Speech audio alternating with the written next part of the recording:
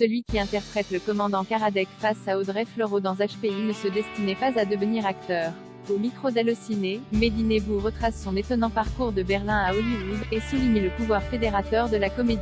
Alors que s'achevait hier soir sur TF1 la diffusion de la saison 2 des HPI, dont les audiences se sont maintenues au beau fixe au fil des semaines à l'instar du succès rencontré par sa première saison, Allociné a pu rencontrer Mehdi Nebou en mars dernier à l'occasion du festival Sérimania de Lille, donnant la réplique à Audrey Fleurot dans la comédie policière suivant les enquêtes d'une mère de famille à haut potentiel intellectuel recruté comme consultant par la police.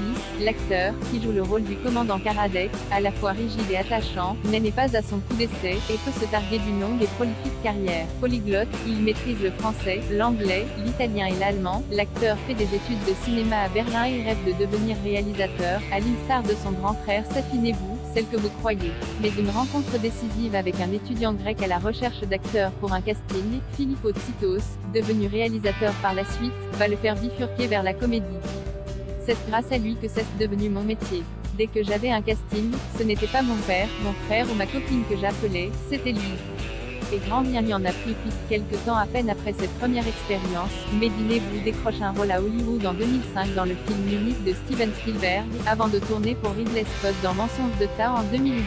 Un réalisateur qu'il retrouvera une dizaine d'années plus tard dans le film House of Gucci, des opportunités qu'il explique, en partie, par le contexte géopolitique du début des années 2000. C'est Coluche qui disait ça. Dans nos métiers, il faut un peu de talent au minimum, du travail, et puis il y a un gros facteur chance. Peu après avoir décidé de se lancer dans la comédie, les attentats du 11 septembre 2001 bouleversent l'imaginaire américain. Juste avant, entre la tombée du mur de Berlin et 2001, tous les bad guys, c'était des Russes. Et à partir de 2003, d'un coup les méchants étaient des gens du Moyen-Orient, des Afriques du Nord ou de pays arabes. Parenthèse ouvrante, parenthèse fermante.